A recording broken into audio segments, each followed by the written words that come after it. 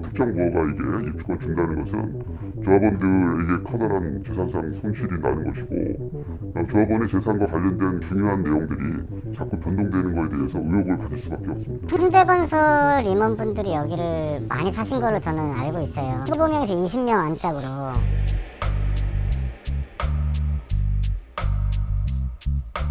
오늘은 강북 재개발 최대어라 불리는 한남 3구역을 찾아왔습니다.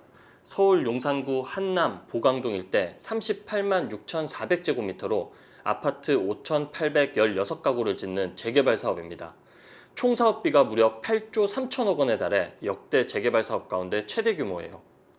한남대교를 건너면 보이는 언덕 비탈길에 이런 다세대 다가구 주택이 밀집한 곳이 바로 한남 3구역입니다. 오늘 이곳을 찾은 이유는 최근에 조합원 분양 신청을 마쳤는데 조합원 수가 크게 늘어나 논란이 불거지고 있기 때문이에요. 지난 6월 27일 조합원 분양 신청을 마감한 결과 조합원 분양 대상자 4,112명 중 3,907명이 신청했습니다. 사업 초기인 2019년 사업 시행인가 당시 조합원 3,850명보다 260여 명 가까이 늘어났어요. 늘어난 조합원 대부분은 대지 지분이 아예 없거나 매우 적은 것으로 파악됐습니다. 입주권을 겨냥한 외지인 투자자들이라는 분석이 나옵니다. 실제로 국공유지에 지은 무허가 건물이 대부분이고 일명 쪼개기라고 불리는 구분 다세대도 많은 것으로 확인됐어요. 최근에는 분양권을 배정하지 않고 청산해도 되는 특정 무허가까지 조합원으로 편입됐다는 의혹도 제기됩니다. 보광동에 있는 이 건물, 대표적인 특정 무허가 건물이에요. 일반 주택 담장이 있을 자리에 대지 면적 10제곱미터 크기에 불과한 하얀색 벽돌 건물이 자리 잡고 있습니다. 용산구가 소유한 도로 위에 세워진 무허가 건물입니다. 이 건물은 원래 청산 대상으로 소위 입주권이 주어지지 않는 물딱지 건물이에요. 하지만 지난 3월 조합이 특정 무허가 건축물 소유자에게 조합원 분양 신청 자격을 부여하는 것으로 정관을 변경하면서 약 시세 20억 원의 아파트를 받을 수 있는 금싸라기가 됐습니다. 분양 신청을 한 시점부터 조합원 자격도 주기로 했어요. 특정 부호가는 철거 대상으로서 입주권이 없습니다. 그런데도 불구하고 조합에서는 굳이 특정 부호가 이게 입주권 준다는 것은 조합원들에게 커다란 재산상 손실이 나는 것이고 일반 물량이 줄어드는 상황이 되는 겁니다.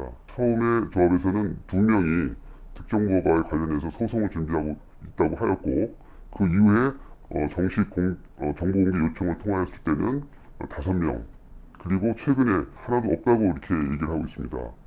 조합원의 재산과 관련된 그런 중요한 내용들이 자꾸 변동되는 것에 대해서 의혹을 가질 수밖에 없습니다. 한남 3구역 재개발 사업을 수주한 현대건설의 일부 임원도 무허가 건물 투자에 나선 것으로 확인됐어요.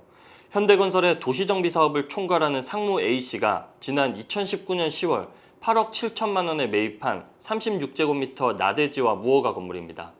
낡은 슬레이트 지붕이 덮인 건물 입구는 이렇게 화분으로 막혀 있고 잡초가 무성하게 나 있어 출입 자체가 불가능합니다. 토지 면적이 작아서 무허가 건물의 존재 여부가 입주권이 나오는데 결정적인 역할을 한 것으로 분석됩니다. 인근 주민들 사이에선 몇 년 전부터 사람 한 명 드나들지 않는 버려진 판자 건물로 알려져 있습니다. 대략 얼마나 됐을까요? 마지막으로 보신 게? 3년 정도? 저희가 이사 왔을 땐 여기는 아예 없었고. 논란의 일자 A씨는 최근 1992년생 자녀에게 나대지와 무허가 건물을 증여한 것으로 확인됐습니다. 전 임원 B씨도 보강동 소재 대지 면적 70제곱미터에 불과한 한 소규모 다세대 주택을 구분 등기로 지분을 쪼개 한 개였던 입주권을 4개나 받게 됐습니다. 현대건설 임원분들이 여기를 많이 사신 걸로 저는 알고 있어요. 제가 알기로는 여기 15명에서 20명 안짝으로 그 이상 될 거라고 일단 생각은 되지만 그 정도는 최소한 있을 것이다 라는 게 이제 부동산 쪽에 계신 분들의 생각들이더라고요. 현대건설 측은 개인적인 행위에 대해 회사 차원에서 공식적인 답변을 내놓기는 어렵다고 밝혔습니다. 땅집고는 전화와 현장 방문을 통해 임원 A씨에게 해명을 요청했지만 답변을 거부했습니다. 또한 한남 3구역에선 공직자의 투기 의혹도 불거졌습니다. 지난 5월 황보연 서울시 기획조정실장 내정자가 한남 3구역 투기 논란으로 청와대 인사검증 과정에서 낙마하기도 했습니다.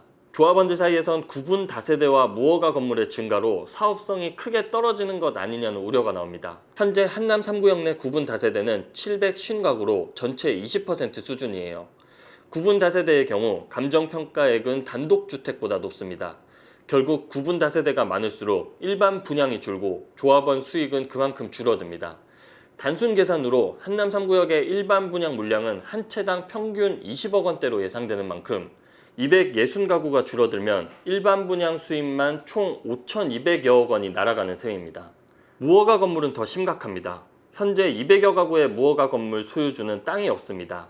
토지 가치가 없다는 점에서 물량이 늘어날수록 일반 분양이 줄어 역시 조합원 전체로는 손해가 커질 수밖에 없는 구조입니다. 조합 사무실에 찾아가 이러한 논란에 대한 해명을 요구했지만 답은 없었습니다. 제가 볼 때는 못 하실 거예요. 그렇게는 안 하실 거예요. 기사 잘못 나고 시끄럽고 그러니까. 조합 측은 대신 조합원들에게 특정 무허가 건물로 분양 신청한 사례는 없는 것으로 확인했다고 밝혔습니다. 그러나 땅집고가 용산구청에 확인한 바에 따르면 조합에서 기존 무허가라고 주장하고 있는 일부 건물들은 해당 지자체의 기존 무허가 건물 대장에 등록이 안 돼 있는 것으로 확인됐습니다. 여기는 기존 무허가 건물 등재가 안 돼 있으면 저희도 이 건물이 언제부터 있었는지는 확인이 좀 어렵고요. 실질적으로 그 건물이 언제부터 있었는지는 무허가기 때문에 정확한 연도는 조금 확인이 어려워요. 공직자의 투기 의혹과 수주 건설사의 임원 등 이해관계자들까지 입주권을 받기 위해 잇따라 조합원으로 가담하고 있는 상황에서 조합원들에게 투명한 정보가 공개되지 않고 있다는 점이 의혹과 논란을 점점 더 커지게 만들고 있습니다.